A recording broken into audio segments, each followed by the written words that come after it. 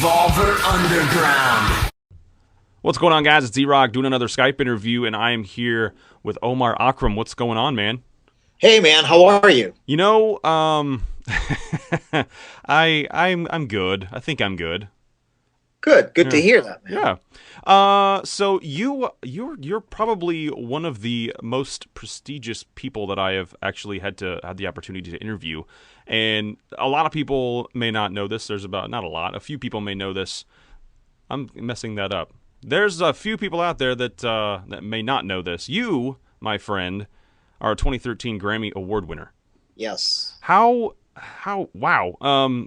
This whole experience, I went to the 2012 Grammys and did a whole bunch of interviews there, but being on your side of the Grammy Awards, the biggest night in music, what's going on here? What was going through your head?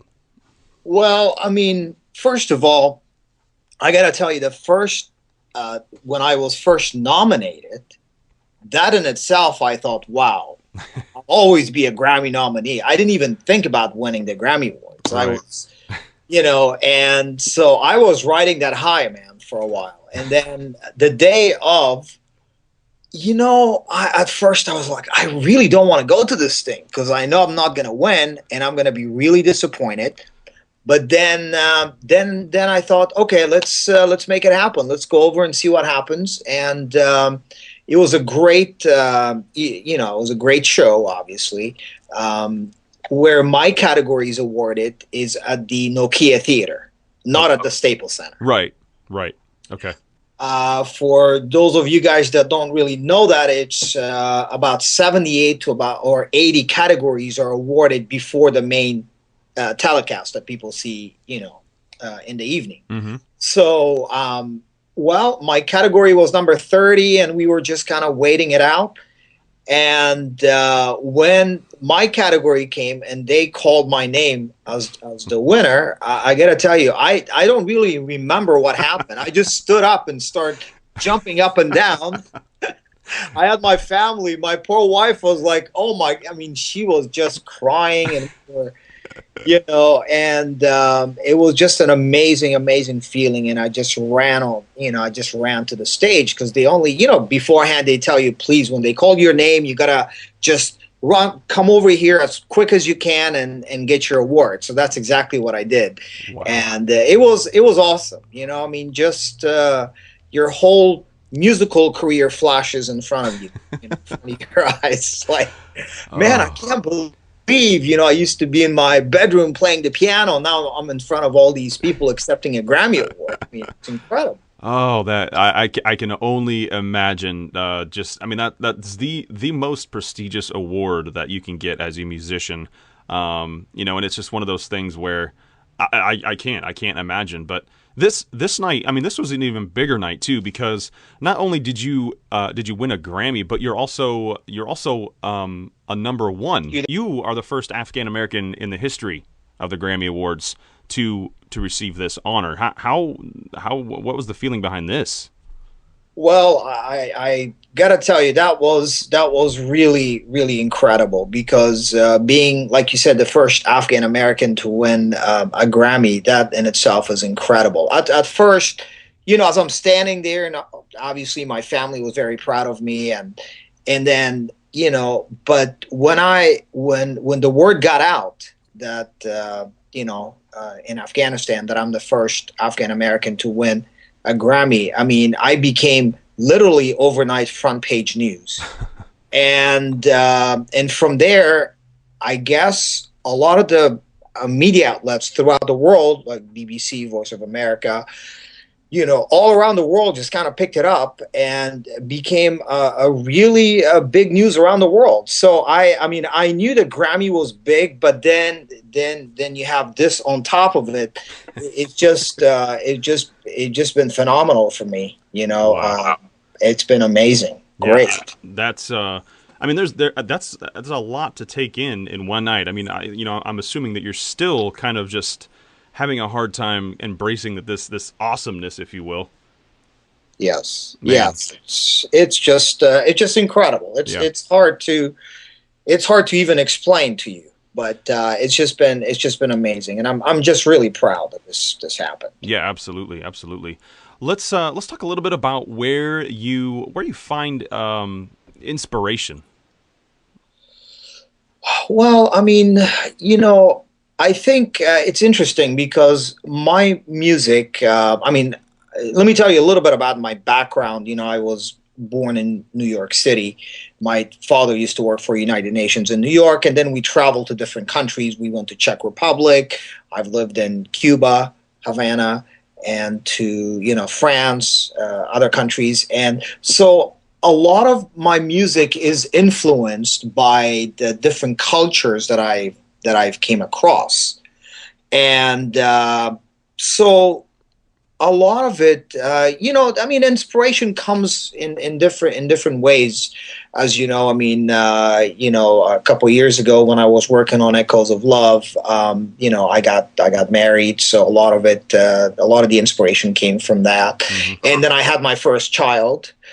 Oh. And while I'm still working on the same album, Hmm. and so some inspirations came from that, from having my first daughter, and so it's just it's just, I mean, it's hard to really answer exactly where the inspiration comes from, but as an artist, you get it from you can get it from anywhere, from the places you've traveled to, or the people that inspire you, or places, and the list goes on. Sure, sure. Has there ever been a time in your life where you thought that maybe being a musician, an artist, isn't quite what I want to do? Has there ever been a time that you've thought that? Yes, yes. I mean, as an artist, you always go through that, through the ups and downs. I mean, while I was working on my last album, Echoes of Love, I mean, there are times that you're discouraged. Things are not going the way you wanted them to go, and I've definitely had those moments. But then you're inspired, and you want to be in the studio and just keep going, and here's the result. So Sure, uh, sure. gotta keep it going. And how does this Grammy experience, the winning the award and just being the first African American? How does this change things? For African American artists and singers and songwriters and all these people. How does this come together? Well, I think for me, it's just been, like I said, it's been an amazing experience for me. I mean, the good news is now people actually return my calls. A few weeks ago, that was a different story. Right. But now, now it's no. I mean, in all seriousness, I think, you know, Afghanistan. I mean, people are going through tremendous hardship. Sure. And if you put people in the right environment and you nurture them, great things can happen. Hmm. So I think, and the interesting thing about also being the first African American, I don't know how much you know about the history in Afghanistan, but Afghanistan is made of different tribes and different ethnicities. They're all together, and that's one of the reasons that there's so much fighting going on within the people. But this award has actually united the whole country. And so I feel really, really good about that, because I mean, I'm getting emails and responses from everybody. Hmm. So this has been a really great thing for me, my family, and that country, I think. Yeah, I mean, the whole thing. I was reading your bio, and just everything about your situation from start to finish it's just seemed it seems like you've worked up to getting a Grammy. That's the whole, it seems like that's the whole thing. It just kind of topped off the cake, that was the frosting on the cake, that you now have all this, you've done all this hard work to end up getting to this point. And now that you've received a Grammy, I mean, obviously you want to go for another one, but is there anything else? So what are your dreams and goals now? Well, I think for me, the biggest thing is to be able to take my music out there, to present it to as many people as I can. And that means doing concerts, a lot of concerts. And I know I'm already invited to go to different countries, like to Indonesia. I'm going to Tunisia this summer, and I'm going to other countries. And I think that's one of my big goals, to be able to take my music out there and present it to as many people as I can. I'm also working on some new tracks. There's going to be an album coming out sometimes late in August, beginning of September of this year, which is sort of the best of taken, tracks taken from my first 4 albums, and then I'm coming up with another 5 or 6 tracks that will be released end of August. Okay. Wow. So you now when you do all this stuff, you're writing, you're sitting down, you're writing, but you're not only writing feelings and things of that nature, but you can also write. I don't know how to explain this, but you write in an emotion, I guess. Do you write more of an emotion or just to write? Well, yeah, I understand what you're saying. I think, yeah, you do write an emotion. I have a feeling before I sit down, is this going to be a slow tempo song? It's going to be a happier song. It's going to be, so I have a preconceived idea when I sit down behind the piano. Okay. And then sometimes I could write down some chords on a piece of paper, not in front of a piano. Sure. And then just go in there and start playing. And as you know, it changes quite a bit when you're sitting in front of the piano as you're writing music. So it starts with one idea and it takes form. At that point, I have really no control over where it's going to go. Right. I come in with a preconceived idea, but sometimes, it just, inspiration takes you where it takes you, Sure. So, yeah. So what does the best show experience look like for you? Either you've done it in the past or you want to do it. What is the best show experience? Well, I think for me, to be able to play with a big orchestra. I mean, a lot of the music, not a lot of it, but some of the music that I've done requires more musicians, a string section or a horn section or, maybe a symphony. Mm-hmm. So for me, it would be a dream come true to have a symphony, for instance. Wow. Playing with me and then with my band. Mm-hmm. I have my core band that I play with, and then on top of that, having a symphony, I think would be really great. Sure, yeah, that'd be amazing. I'm used to talking about band shows like rock shows and things like that. So I'm trying to switch gears and go over into a different side of life that I've got a little bit of involvement in, but. When you go, obviously it's a little bit different than a rock show. So kind of explain to me how the night begins and what to expect in one of your shows. Well, I mean, it's not that different from a rock show.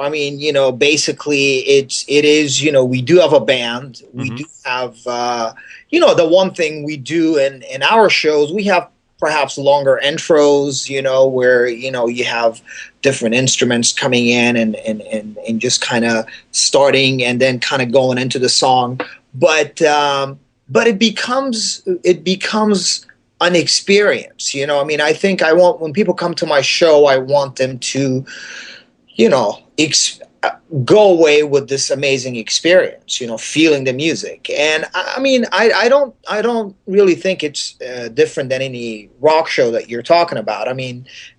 It's basically the same thing, but we go straight for about an hour and a half. I perform at the House of Blues, for instance. And we just, no breaks. We just go on for about an hour and a half, and we gave people a great experience. Wow. That's pretty good. An hour and a half is it's a really good show. Sure. What is, I guess, what's the best place or the best venue that you performed in so far? Well, I really, amazingly enough, I love the House of Blues because it's such a small, but it's an intimate venue where you can actually, I gotta tell you, I think it was last time, about a couple months ago, when I was performing at the House of Blues. It's in the Foundation Room, which is a small room on the third floor. I like that room. And we had so many people that came in that they actually had to turn people away. And the people that were inside, they actually sat on the floor. So people in the back could see, because as you know, there were really no seating. I mean, they have the bar area. If you remember, they have the couches and stuff near the fireplace. So we had, I mean, it was amazing, because we're you know, on the floor level, and I see all these people kind of kneeling and sitting down in front of me, you know, and listening to music. And I mean, people were just quiet and just listening to music. So I thought that was great, you know, Right. you know, Yeah. it was a great experience. I like that. I think that part, that venue in general, just is a really good feeling for, well, I guess any kind of band, any kind of artist. It just has every angle, every lighting situation, every you know, all the different rooms they have up there. The Foundation room is amazing. I've been there a couple times, and it's one of those places where you just feel at home. You just feel cozy. You know what I mean?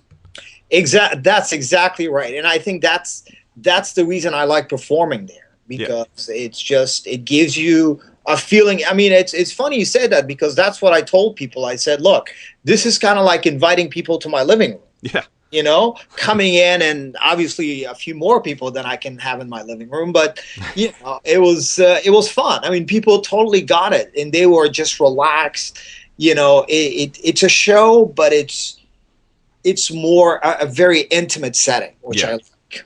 Yeah, it's just a, I don't know, it's a cool little place. If you haven't been there, if anybody's not been there, you need to go check it out when you can. But would you rather perform?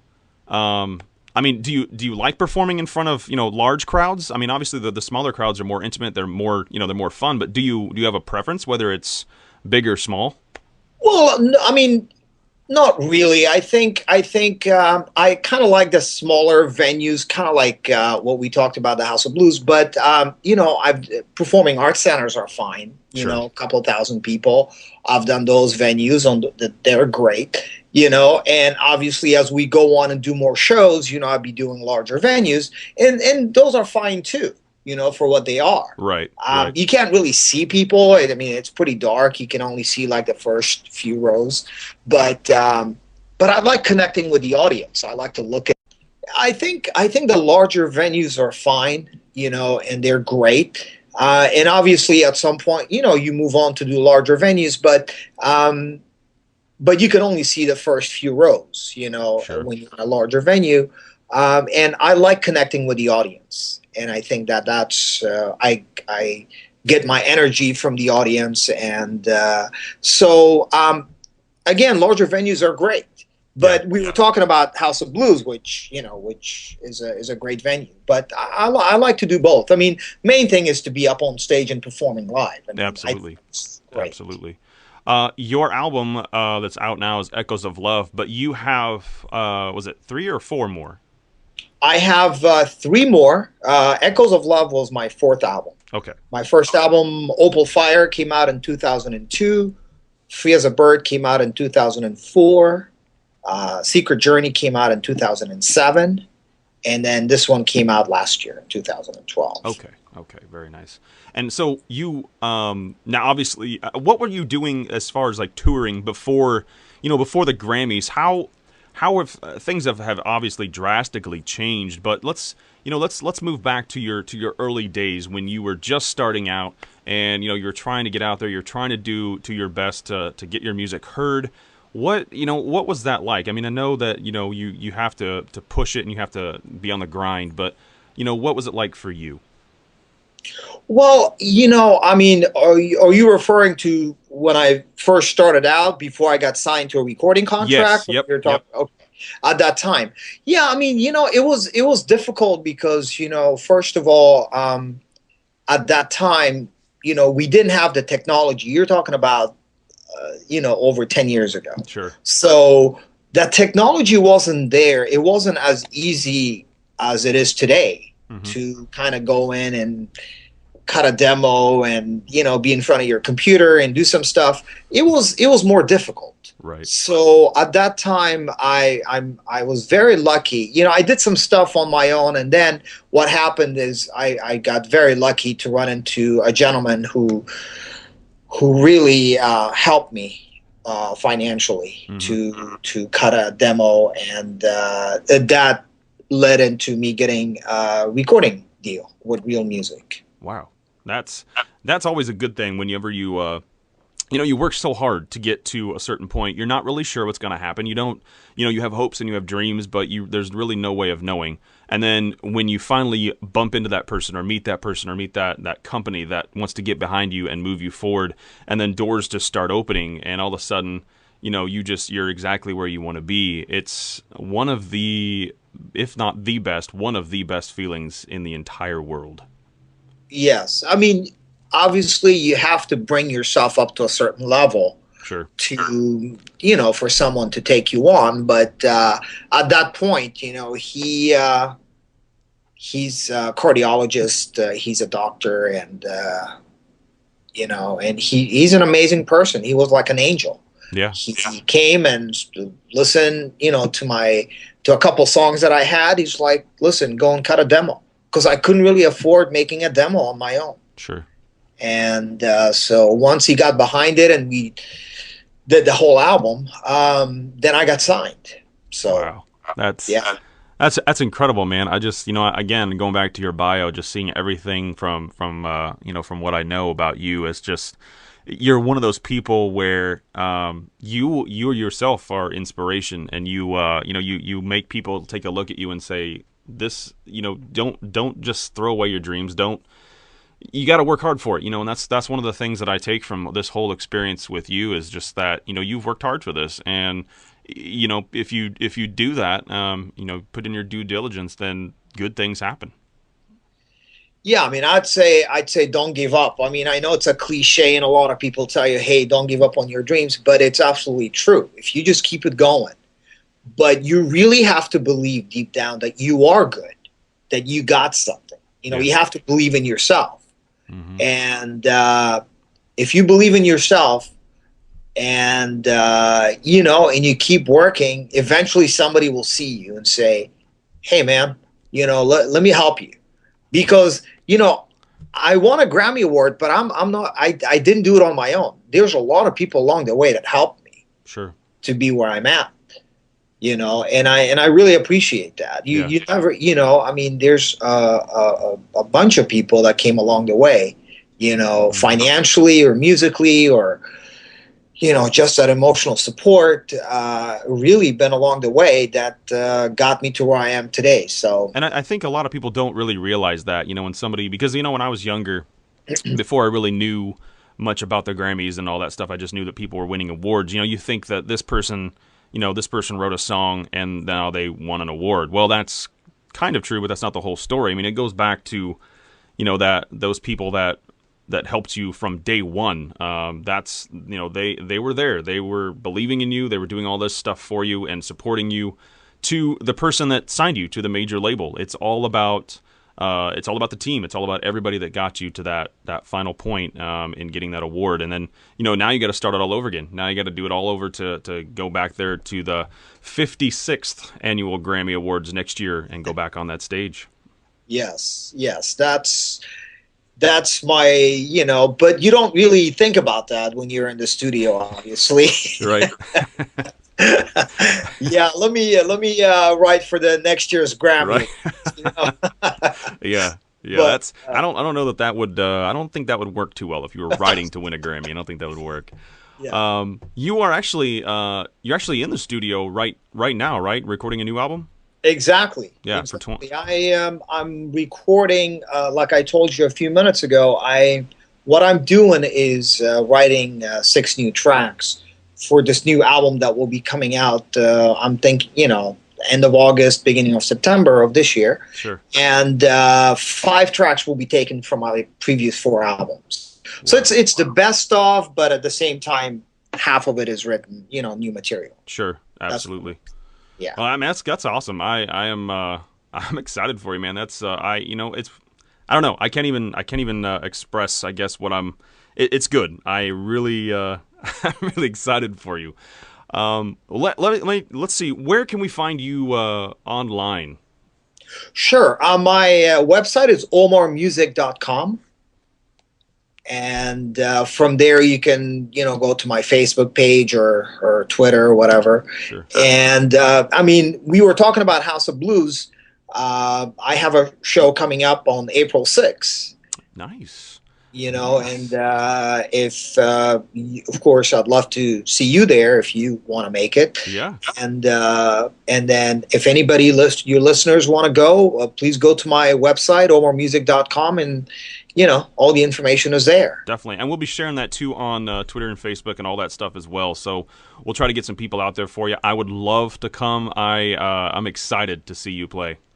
Oh man, that would be great. I mean, Yeah. it'd be great to see you, and just come on in. You'll see what I'm talking about when you see the show. Awesome. Well, I'm going to go see it. It's going to happen. So, man, I appreciate it, man. I know we've had some little bit of technical difficulties here coming up and through this, but I really appreciate you hanging out, and good luck with everything you're doing, man. Hey, thanks for inviting me on your show, and I really appreciate it. So looking forward to seeing you at the show. Absolutely, man. And if you got anything to share, ever just include me in your Twitter and all that stuff, and I'll share it with everybody. Thanks a lot. I appreciate it. All right, man. All right, guys. That, my friends, is an awesome, awesome person. Grammy Award winner, Omar Akram. Go check him out. Go check his website out. Good stuff. All right, guys. Till next time, I'm E-Rock. Peace.